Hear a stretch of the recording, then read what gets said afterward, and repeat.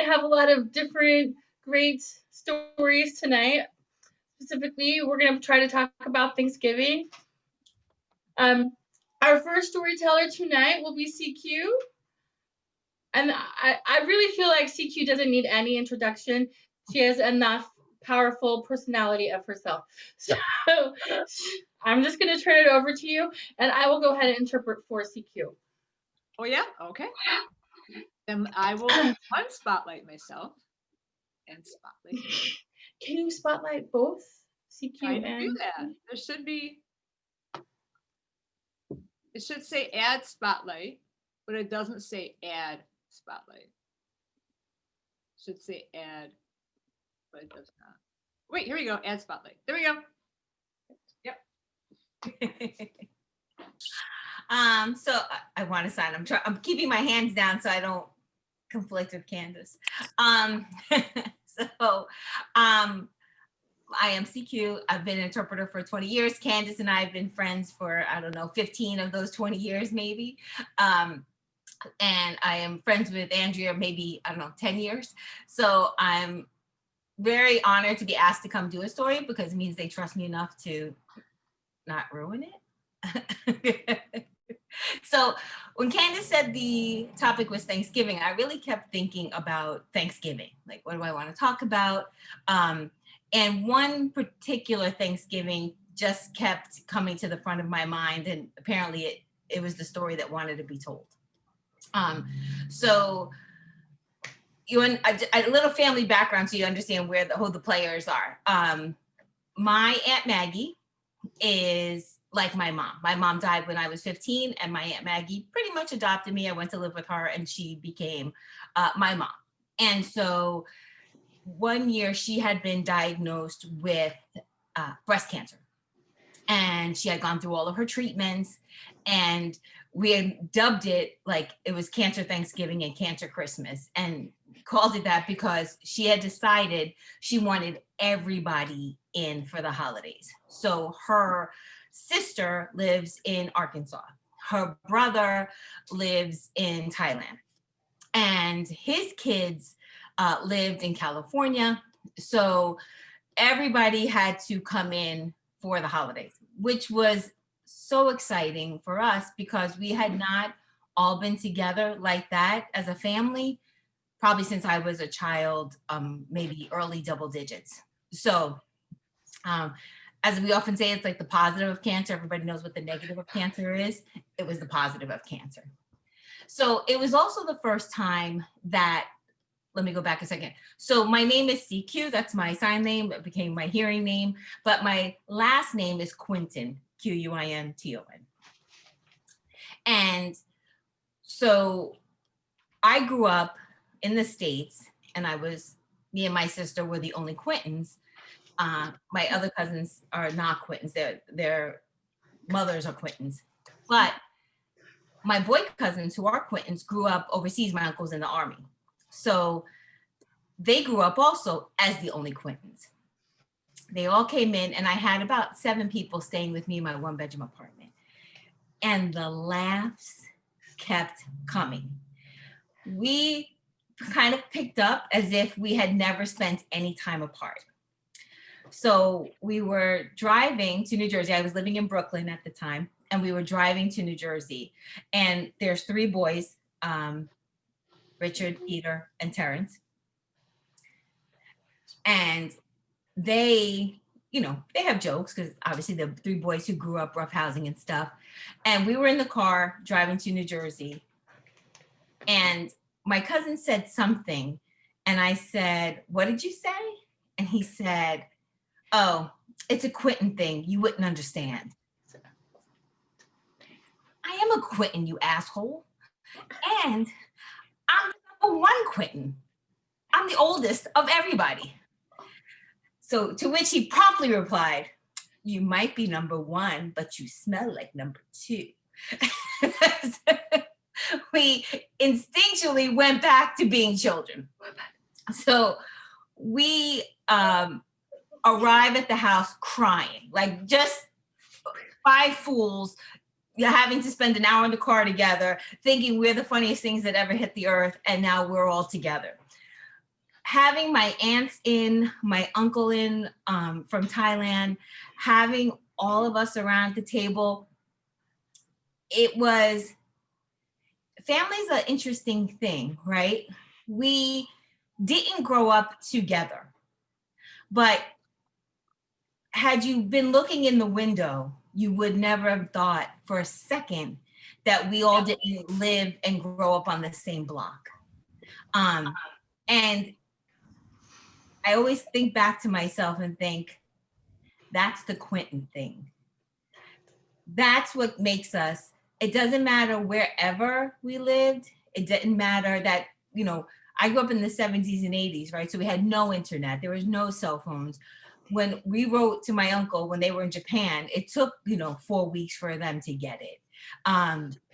We didn't see them often, but you can see the strength of my grandparents, of how they raised their children. There were 5 Quentin children, because the second generation of Quentins have the same values and principles, that we're family, and that's just it. It's a period. It's the whole sentence, paragraph, chapter, book.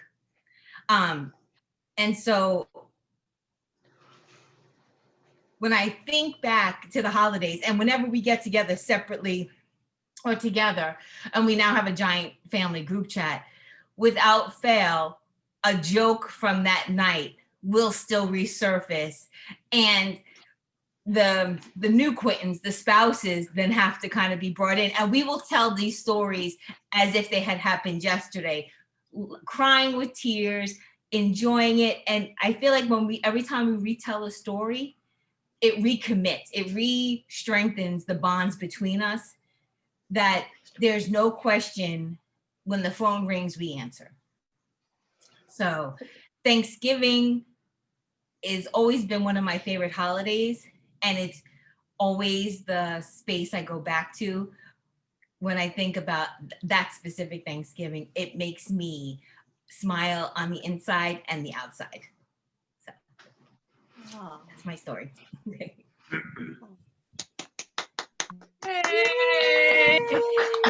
Very nice.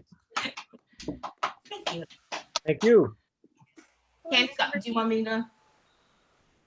Because you're going next, right? I'm not going next. Addie is next. Oh, Addie's next. Okay. Addie's next. Okay. So we're gonna go ahead and go right into our next story time. That was fantastic. Thank you. Thanksgiving is great. If you love your family, Thanksgiving is a great holiday. If you don't love your family, Thanksgiving might not be so good. And then, or Thanksgiving can be anything in between, quite honestly, right? So we're gonna go ahead and turn it over to our next storyteller, and this is Addie. We're gonna switch that over. If you can, Andrea, if you could spotlight Addie and then keep CQ on, and then take me off. Yes. And I'll do the next one after Addie. Great. I'm okay. Alex, I'm okay. Sounds good. So, thanks everyone for having me. What would be really great, just because I feed off of the energy of the audience, is if you feel comfortable to put your camera on or your audio on, please do so. We're kind of a tight group anyway, so that would be great. Especially since I try to be funny. It can get very lonely and sad when you're trying to be funny and you can't see any expressions. I'm also very curious. Thank you so much, CQ, for being my eyes and ears, or hands and mouth, for this particular story. Because there are some words that I would love to know how they translate with your hands and ears. All right, so this story is called My Nicks and Scratches. It's not technically a Thanksgiving story, but it is about family, belonging, and it takes place in the fall of 1997 at Woodrow Wilson Middle School, 7 a.m. To be the biggest nerd in middle school sucks. To be the second biggest one is better, but only mildly. Trust me, I know. Your only true friend is the biggest nerd, but your greatest fear is being supplanted by him, of becoming him. Prakash. Prakash was Indian, slightly portly, and constantly turned phrases into perverted jokes in order to gain acceptance. Basically me, but he had a British accent. So as far as I'm concerned, we had nothing in common.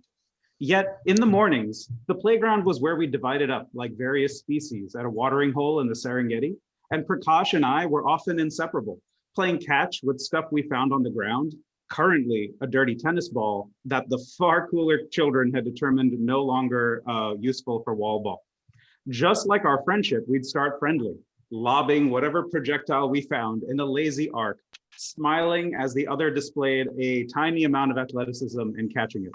Though our angst and general boyhood would always force our hand as we'd progressively speed up our throws.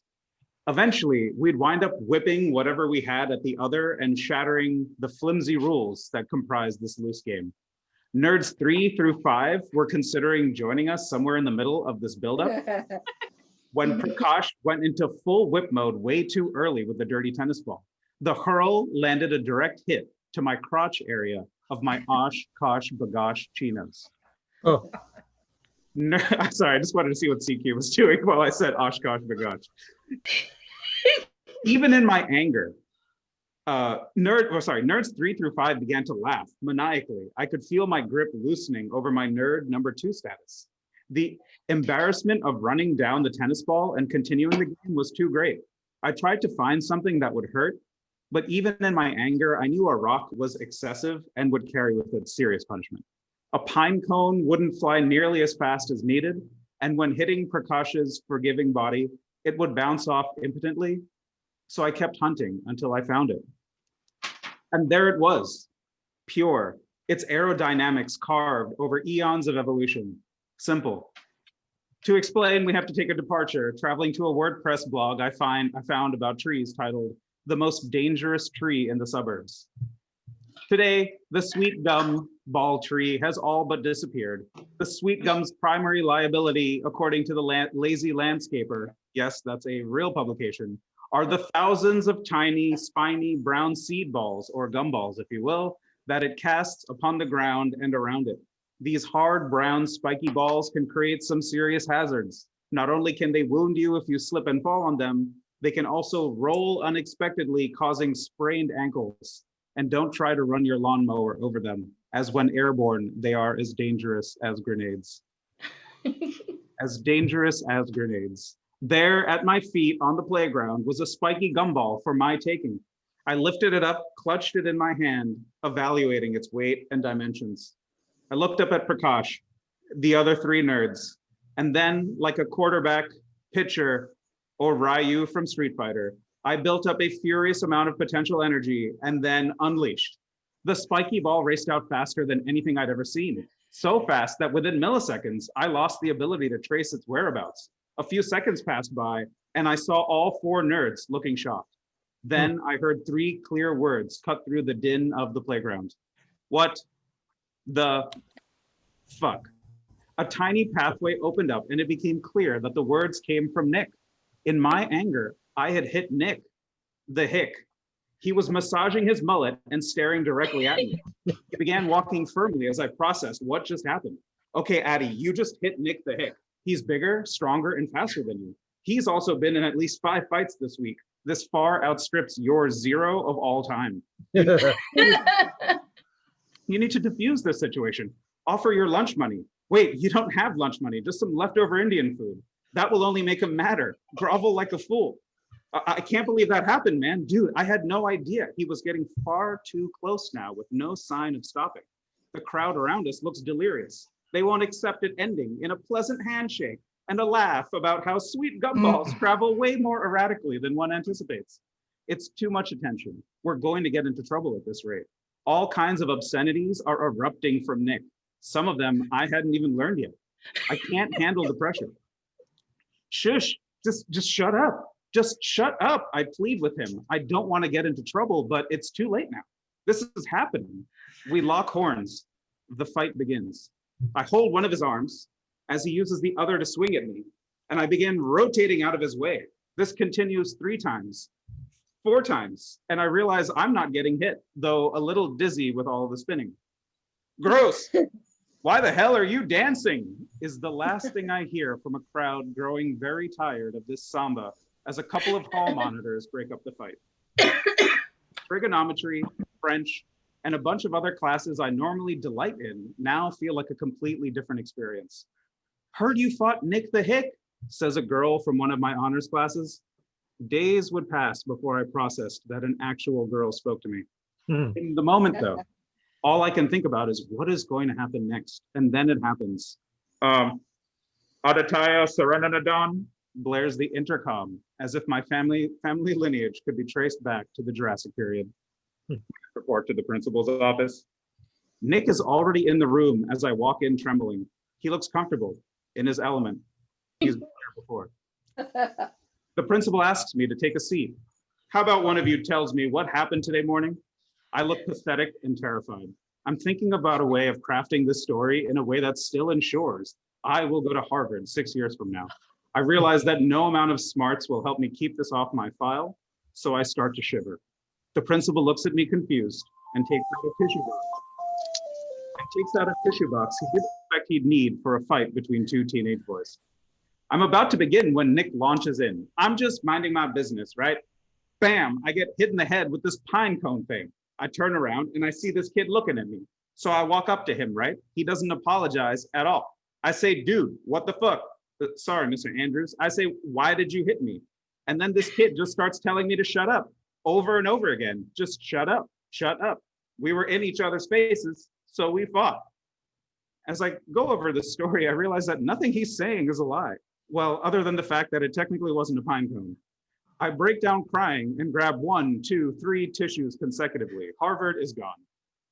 I'm supposed to believe that load of horseshit? Someone hit you with a pine cone, so you beat up this nerd? The principal says as I look up with tears and hope in my eyes. You're getting the usual, Nick. Now both of you out of my office. We both step out of the room and I think I've made an enemy for life. I immediately look at Nick once we're in the hall. Hey, I'm sorry, so sorry. And I'm sorry that I didn't apologize before. He gives me a look as if a fly was buzzing near his ear. Dude, who cares? But why did you cry?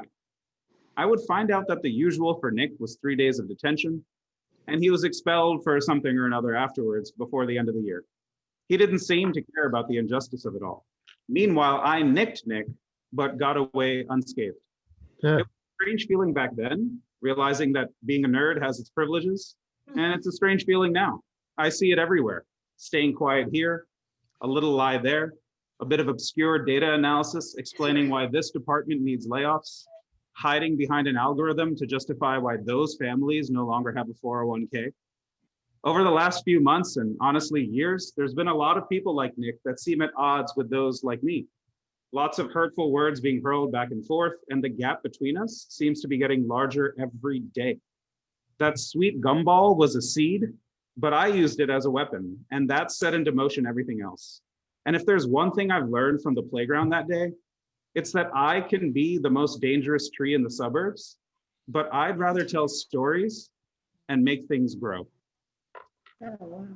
Yay! That was great. Thanks, Eddie. Thank I have you. a question. Can I ask a question? Sure. Do you have any idea what has become of Nick the Hick? Everybody wants to know. This was before Facebook or any of the things. I'll have to hunt him down. Obviously, it's not his real name, but I'll have to try to see if I can find him. Everybody wants to know what happened to Nick. Who knows? He might be the head of a certain party's chapter or something. It's unclear. He might be. Just so you know, while you were telling your story, my 9-year-old daughter said being a nerd is great. So just so you know, apparently being a nerd is much better now. They're in a safe space. It's a very safe space. Thank you so much for your story. I'm going to turn the time over to Roark. Hello. Our third storyteller for tonight. Hello. Candace, would you mind interpreting for me? Sure. All right. Sorry, unless you want to. I mean, I can do the next one. Highlight. And highlight Roark, please. Yeah. All right. Hi. I'll do the next one. Okay, hello everyone. I have a Thanksgiving story that is very melancholy. This is a sad story. It is a true story. And when I was a kid, we lived in a part of Ohio very far away from the rest of our family. They lived out west. And anyone who's not from that part of the country may not realize it's several days travel by car from someplace like Ohio, where I grew up, to Oklahoma and Colorado, where the rest of the family lived.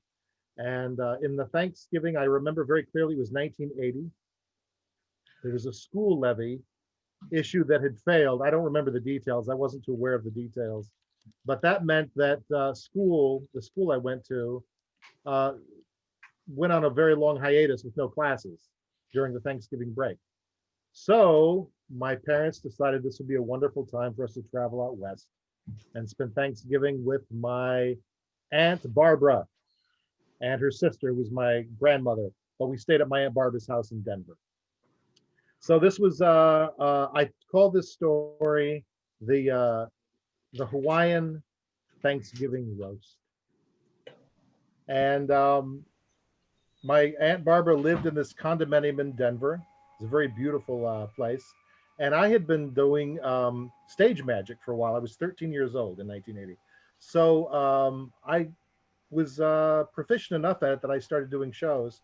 And my Aunt Barbara had been taking, she was about 79 at the time. And she had recently gotten into hula dancing. So we decided to combine these two things and do a talent show, a family talent show. And other people did various things. My mother sang. I did a magic show. And the pièce de résistance was the hula performed by my Aunt Barbara. And she prepared the room with candles in these colored glass holders and a Don Ho record and a long grass skirt and two clamshells attached by a sort of a sagging cord around her midriff. And she performed the hula to the Don Ho record. And after it was over, my mother decided she would like to have some pictures of this for some reason. So we took the candles, and my Aunt Barbara was she was sort of vain, and she wanted the pictures to look a certain way. So she arranged the candles around, had some on the floor, some on tables, and she posed in her various hula poses. Now I noticed, I was standing aside, that one of the strands of her long hula skirt had draped over a small colored glass candle, and a flame began to lick the edge of it. And no sooner had I called out a warning than she went up in an inferno. Now I have used the term to describe something like this.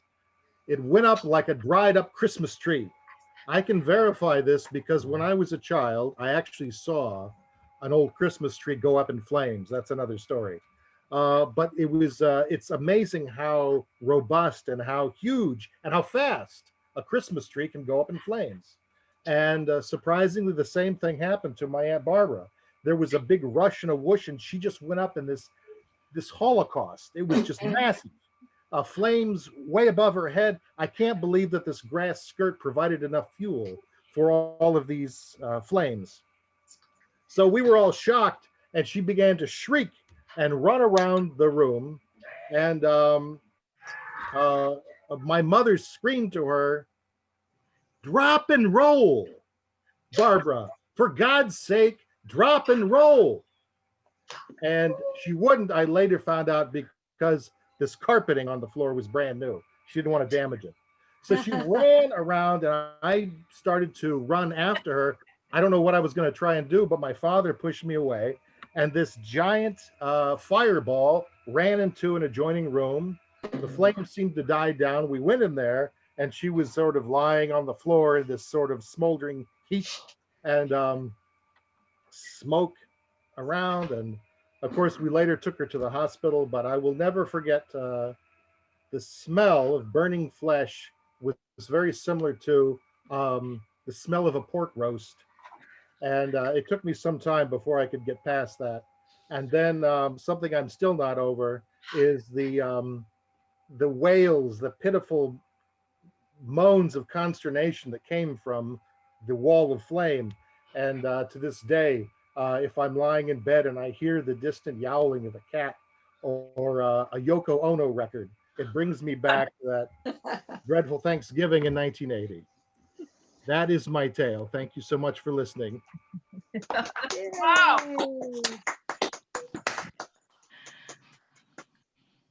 Wow. How is your aunt? Fantastic. How is your aunt now? Well, now she's 6 feet under, but she over this. This is not what brought about her end. She lived to probably, I would say 10 more years after that. Oh, good, Yeah. good. Wow. Yeah. Yeah. Crazy. Thank you so much, Roark. Thank Really you for crazy. that story. That is Thank you for listening. Thank you for inviting me. that was pretty great. We have two more storytellers for this evening. Harold. Yes, hi. Let me Hi, Harold. Hi, Harold. going. Uno momento. And I'm going to interpret for my friend Harold. Beautiful. Hi, Andrea. Hi, everybody. Hi, Hey, Harold. Harold. All Hi, right. guys. Oh, doing all the spotlights. Hello. Oh, and I had me and now it's gone. Here I Oh, come. no. All right. Are we there?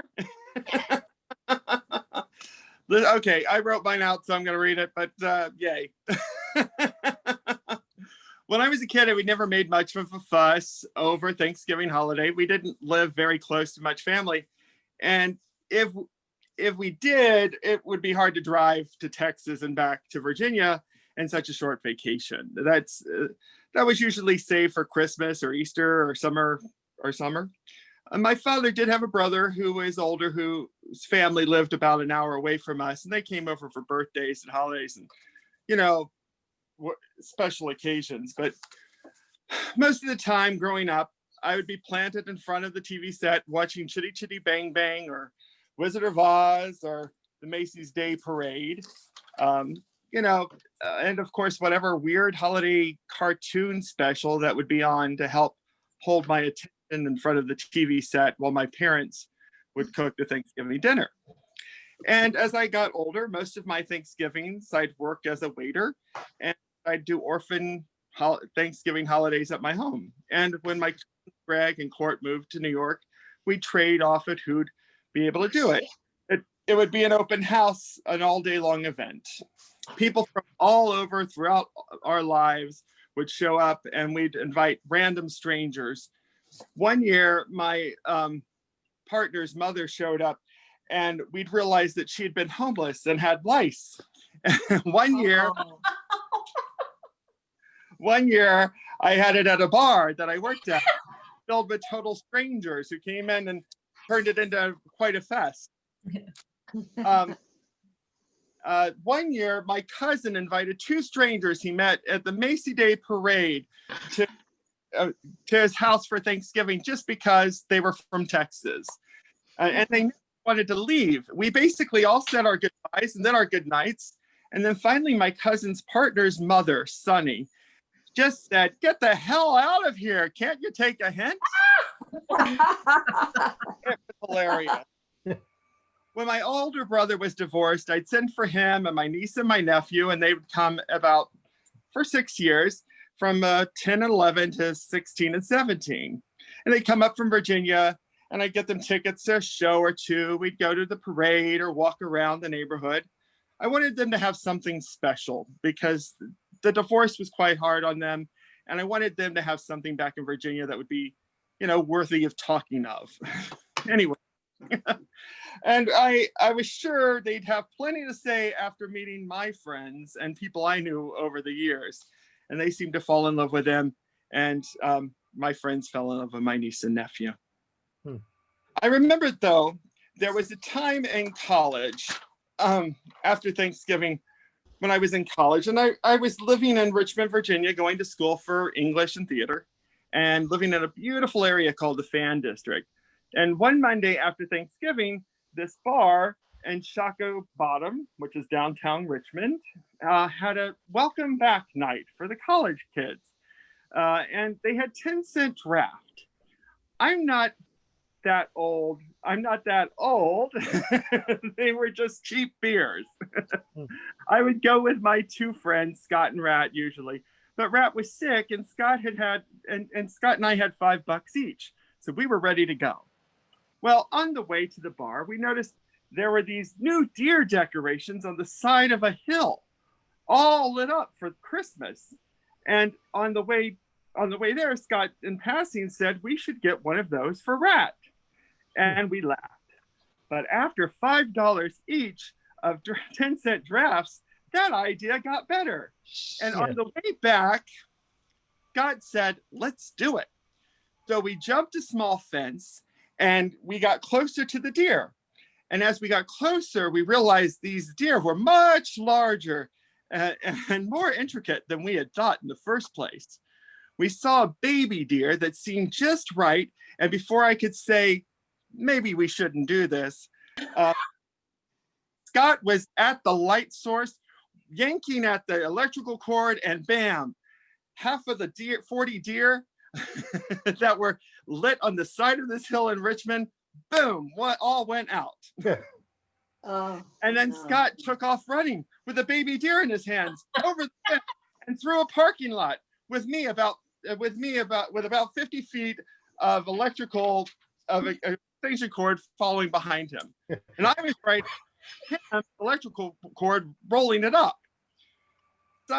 Someone, I figured at this point, someone had happened to have seen us. Scott was determined to give this deer to Rat. And so he took off our coats and we covered it up. And we proceeded to walk around the corner of the building we were at. And all of a sudden, bleep, bleep, bleep, a cop. What are you boys up to? He said. Scott started mumbling and fear took over. And suddenly this crazy lie came out of my mouth that I didn't even realize I was going to say. I said, we're from VCU and we're trying to join a frat, Alpha Sigma Phi. We pulled this deer out of a fishbowl, and there are about a dozen of us all over town who got things pulled out of the fishbowl. We just have to bring it back and so to Brian and Keith so we can be part of the fraternity. Wow. Said, oh, well, I can't let you do that. Oh, wait, the officer said, oh, well, I can't let you do that. Why don't you just go put that deer back and we'll call it a night? Scott's eyes popped out of his head. And as we were turning around, another police car pulled up. And he asked the first cop, hey, what's going on? And the first cop said he was letting us off, but the second cop said, oh no, I'll take him in and book him. And our free ride was just let go. Before we knew it, there were more than a dozen cops appeared out of nowhere, all laughing and talking and telling each other the story and looking at the deer, each posing with it. And at one point, they handed me the camera to have me take a group photo of them holding the deer. We got into the police car and got booked. And on the way to the police station, I remember pulling the extension cord out of my pocket behind the police officer and thinking, oh my goodness, if he sees me with this, he'll think I'm trying to kill him. And I grabbed the extension cord and quickly threw it underneath the car when I got out. When we got to the police station, we were being booked in the holding cell. A very heavyset trans woman said to us, they put me in here for trying to solicit, but I was just trying to give it away. I had a flattened penny in my wallet that my grandfather had given me for a train that had run over it. And they said that that was a weapon and, and took it away. You know, after I jail and in front of the judge, we finally made it back to Rat. And after Christmas vacation, we had our trial. My lawyer said the judge would throw it out, but Scott's lawyer told him and had him convinced that we would be doing hard time and community service and all these crazy things. And finally, we get in front of the judge, and the judge, of course, throws it out as a college frat prank. And as we're walking back from the judge, my friend Scott turns to me and my lawyer and says, "Does that mean we get to keep the deer?" And I never really thought of it again until one time I was going to Canada. After going many times, I got stopped and pulled over, and my bags got ruffled through, and my friend who I was with just kept going. The officers were treating me like I was a drug lord or something, and I had no idea what was going on. And then they said, "What happened in Richmond?" Wow. Wow. That's my story. That's great. Hey. Hey. Yeah, it's a good story. That is a great story. We should have had you tell our criminal stories like we had last time. That's a great story. Thank you so much. Now Thank I you. know you does everybody call you the deer hunter? That should be your nickname. That'd be great. That's hilarious. All right. Well, thank you so much, everybody. We're gonna wrap up with one last story, and it's gonna be me. I'm gonna tell a story. Andrea, do you want to continue to interpret, or should we let CQ interpret? It's up to you. Up to you. I can. CQ, you wanna? But I don't mind. All right. All right. Hang on while I switch. It's better to have more interpreters than no interpreters. That's what I always say, right? More Right. better. Here we go. More interpreters, the better. Interpreter of Thanksgiving melodies. Right? That's right. You didn't know that's what was happening today, huh? I would like to say before Candace starts, thank you, Candace, for hosting, and thank you for everyone pitching in and interpreting and telling your stories. And thanks for coming tonight. Yay! All right, I'm done. Go ahead. No problem. So this is a story about, so I had just moved out of my parents' house. I moved from California to Utah. Don't ask me why I did that, but I did. And I was, shh, that's my daughter. Yeah. And I had moved out there. I'm the youngest of 4 children. And I was the last one to leave, and my mother was having a very hard time with it. My dad was having a hard time with it, and I was already 22 at this time. I didn't know. I thought they would be happy to see me leave. I was certainly happy to leave.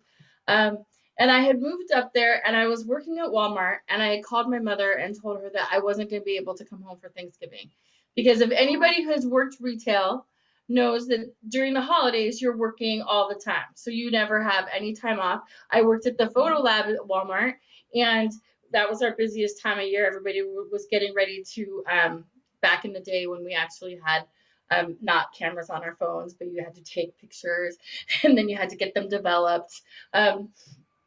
We had to plan that time out, especially right around Thanksgiving, because people were sending out their holiday cards that had pictures of their family and things like that. So super busy time for us. I was not going to get any days off.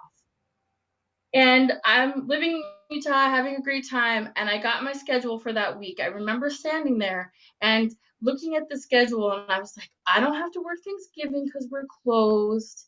I have Wednesday off, and I work a morning shift on Tuesday and a late shift on Friday. And I was like doing all the math in my head, and I was thinking, I could go home for Thanksgiving. I have Thanksgiving off, I have Wednesday off, and I could drive all night, Thanksgiving night, and make it here for my Friday night shift. Shouldn't be any problems. And I was just thinking about it. I was like, should I surprise them? Should I not? And then finally, I just decided, and I wasn't going to tell anybody. And so Tuesday, I got off. I went home. I packed a quick bag, and I was so lucky. I had a great, it was a 1987 Jetta. I don't know if you know, it was a very old Jetta. It had one of those crank down windows like this. It had a sunroof where you had to crank it open. It was a stick shift. It was my favorite cars ever. And I got in my car. I put in a cassette tape that I had gotten from the library. It was an audiobook, and I thought this will help me be awake all night so I can drive all night. and and in driving from Utah to California, where my parents live, it's about 8 hours. And you're going through the mountains and you're going through the desert and all the red clay areas. And now at night it's very, very dark. And there's certain areas where you're going through the mountains, and it's a 2-lane highway. But it's just a beautiful drive. And so I was so excited the whole time. All I was thinking was like, what's my mom gonna do? What's my dad gonna say? My friends, my nephews at that time were tiny little boys, and they knew that they were gonna be excited to see me. So I was very excited to go home. And I went ahead. I didn't even park in the driveway because I didn't want them to see my car. So I went around the block and I parked on the side of the house so nobody would see it. It was still dark. It was probably, I would say, about 6 o'clock in the morning. And I went around the back, and I went in through the sliding glass door in the backyard. I didn't even go through the front door because it made a lot of noise. And because as a kid, I was very bad. So I learned how every noise in my house had to sneak out and sneak back in. So luckily, I was able to come back and sneak in my house in the sliding glass door, and I just went on the couch. And about, I don't know, I want to say like a half an hour later, my mom makes her way down the stairs, and I'm just sitting there quiet, and I'm watching her. And I'm watching her, and she goes into the kitchen, and she sees I had brought bread from Utah, from this really nice bread store, and my mom just looks, is just sitting there at the table, confused. But she's like, and my keys were there and anything. She's just sitting there like you're confused, and I lose it. I just start laughing, and I'm giggling because I see her. She looks up at me. She's like, oh my God! She's like, Candace. And I gave up, and we just talked and talked. She's like, what are you doing here? I'm like, well, it's Thanksgiving. I came here to surprise you. It was so fun, and we just talked. It was just her and me, and we had breakfast.